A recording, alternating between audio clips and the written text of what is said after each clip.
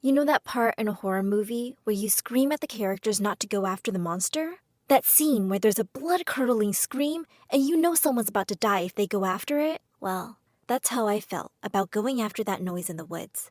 It's not some ghost or goblin out there, though. I'm pretty sure it's my mom, who just woke up from a coma. If you're feeling a little lost, you'll want to check out part 1 first. While you're there, don't forget to like these videos and subscribe to My Story Animated to listen to more crazy content. If you don't, you'll see a ghost the next time you look in the mirror. Trust me, you do not want to deal with that. In fact, you would probably scream at the top of your lungs, which is pretty much where you guys left me last time. That scream in the woods was ear-shattering. I fell down and was shaking. My dad and brother went up and decided to go and investigate the screams. I was too scared, so they told me to stay back and wait for them to come home. I sat there under my covers, crying from being so scared and alone. I know it's weird, but I actually felt the urge to call Lisa, even though the last time I saw her was pretty dramatic. I really missed her. When I thought about getting scared and running into my mom's arms, I only saw her. I was surprised when she actually picked up. I told her how scared and horrifying it was. Every shadow seemed like a monster, and I could not calm down. That's when I heard some noises coming from my living room. My dad and brother must be back. I'll hope I can see you soon. You will, she told me. She asked me to keep our conversation secret, and I agreed. I rushed out of my bed downstairs so that I didn't have to be by myself. But, to my horror, I was completely alone. The lights were all turned off. This was scarier than sitting in my room. I walked towards our lamp to try to brighten up the place. I turned on the light and walked over to sit down and wait for everyone to return. Something reached out under the couch and grabbed my ankle, pulling me to the ground. I looked around and saw that it was my mom. I screamed at the top of my lungs and kicked her in the face a few times. She hissed and covered her eyes, and I ran as fast as I could towards the door. You know the old TV show Tom and Jerry? Well, I felt like a little brown mouse being chased around by a giant gray cat. I probably would have found it funny if I wasn't so busy running for my life. Did you know a cheetah can run over 60 miles an hour? Well, it felt like my mom was about to break a world record. Even though I got a head start and my mom was weak, my mom caught up with me in a matter of seconds and pinned me down to the ground. I thought I was going to die, but in that moment, my dad and brother rushed to the scene and pulled her off of me. My dad told me to call the ambulance while he and my brother held her back. With tears in their eyes, they handed her over to the medical professionals who took her away to the psychiatric hospital. My mom was begging to stay, promising that she didn't remember anything, but my dad and brother had witnessed it. My father went to the hospital with her, and my brother just sat there and glared at me. She was literally trying to kill me. How was I still the bad guy here? My brother ran to his room without even saying goodnight, and my dad spent the whole night at the hospital with Mom. I tried to go to sleep, but tossed and turned all night. Every time I shut my eyes, I saw her staring back at me with an evil glint in her eyes. I got up to go to the bathroom and overheard my dad and brother fighting about Mom being in the hospital. My suspicions were confirmed. "This is all Emma's fault," my brother screamed. "We just got Mom back, and now she has to send her back to the hospital all over again?" I wanted to jump out and scream, but I just couldn't gather the strength. Deep down, I knew he was a little right. I ran up to my room and locked my door. I fell into my pillow and sobbed. My dad must have heard me because he was knocking on the door seconds later, but I didn't want to talk to anyone. I was a complete wreck and ignored all of my friends and family. I barely ate meals. My brother tried to apologize with gifts, and my dad tried to convince me to go out to my favorite stores. Nothing made the darkness inside of me go away. I know that they say time heals all wounds, but it didn't for me. Every day that I stayed like this, I just got a little worse. I was always crying alone in my room. My dreams were even evolving with my horrible state. Even though my mom was far away from me, I was just becoming more afraid of her. She was starting to take over me. I hate to admit it, but I wish she never woke up. The only thing that made me feel anything was talking to Lisa. She even secretly came by when my dad and brother weren't home. I never asked how she knew I was home alone, but maybe I should have. One day in particular before she came, my dad and brother knocked at my door a couple of weeks after this all happened. He told me that my mom was healthy enough to see people, and even doing quite better. She really wanted to see me, and it would mean a lot if we could all go there as a family. I promised Lisa I would go with them the first day my mom could receive visitors, but I wasn't feeling ready yet. I scoffed and brought up that he and my brother should go alone since that was the only family she wanted. They explained that they were going today no matter what, but I could process it all in my own time. He said they would be back only in a couple of hours, and he was leaving some money for takeout on the counter. Seeing my psychotic mother didn't appeal to me, but ordering a giant pizza to wash my sorrows away, that was my plan for the next few hours.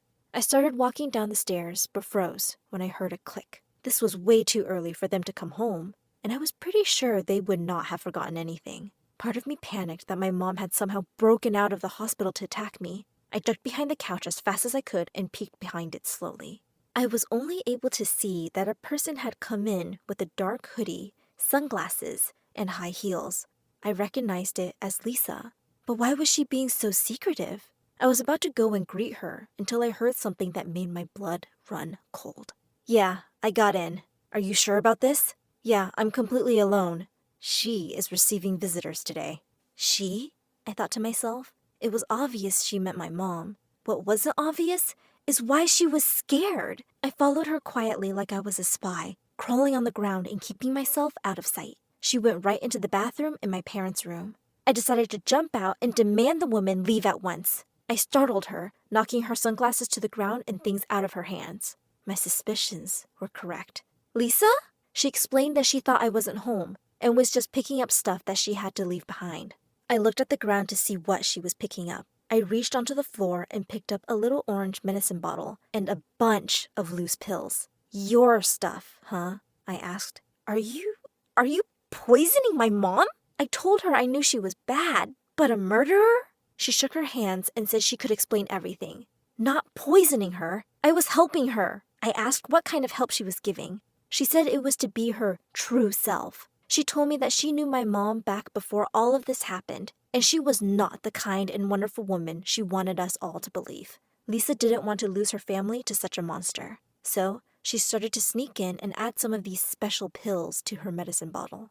All this time, she had been living in a shed out in the woods. Coincidentally, it was her that screamed in the middle of the night, but only because a raccoon ran into her when she was coming back from breaking into our home. She had been slowly dosing my mom, since right around the time she started to seem to hate me. I told her that it couldn't be true, how my mom had been so sweet and caring until all of that happened. The pills, they made her evil. No, you're wrong. See, these pills are just helping her be more open. She hates you. She wants you dead. Those are her true feelings. These pills only lower inhibition. She said it was better her true colors show now than in a couple of years. I was heartbroken by this response. I yelled at her and accused her of making it up because she was hurt that my dad loved someone else. Deep down, I didn't believe that. Lisa made sense. I guess I would kind of hate me too if I were my mom. Everyone blamed me for what happened. I cried saying I just wanted to be a happy family. And now I have to face my biggest fear, the truth that my own mother wished I was never born. Look, Lisa said, that's all I want to do. Think about how great we had it. You have to admit that things were a lot better before your mom woke up. She placed her hand on my shoulder and took out her wallet. She had a picture of me and her from our last vacation. Don't you miss this? She asked. She may have given birth to you, but I am the closest thing you ever had to a mom. Just stop it! I shouted, dropping to the floor. I feel so guilty even thinking about it. But she was kind of right. Even if my mom wasn't on these pills, she would always secretly hate me. Lisa, on the other hand, had proven time and time again that she loved me. I was left crying on the floor while Lisa slid past me. She handed me a piece of paper with her new number and told me to keep it away from my dad and brother. She then promised me that she would never be back and would never tamper with her pills ever again. But she would leave everything with me, and if I wanted to do it, well, I should give her a call and she would help me out. She had a plan to get our family back together, but it needed both of us to work. I needed to decide the mother I wanted, the one who actually raised me, or the stranger that gave birth to me. I went to flush the pills in the toilet, but something stopped me. I decided to put my mom's bottle back as it was and bring the bag of pills to my room. Why was I hesitating to call the police or toss the pills? Suddenly, my thoughts were interrupted by a click at the door. My dad and brother were home. I know this was stupid, but instead of telling them about Lisa immediately, I ran to greet them. They seemed, well, pretty happy. They explained that Mom could come home pretty soon, maybe even a week or two if we're lucky. I know I should have been happy, but this just sent me into tears. I ran into my room and locked the door.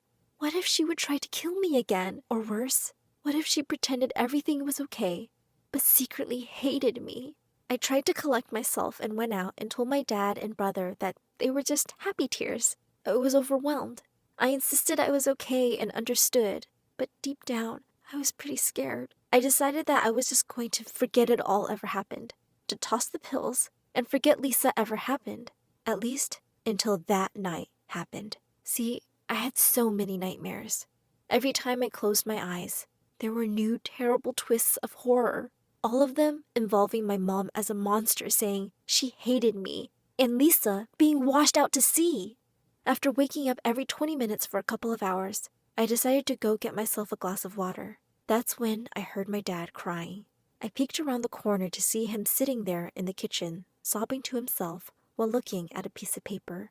I walked in and asked if he was okay, and he quickly shoved the paper into the drawer, and I pretended not to notice.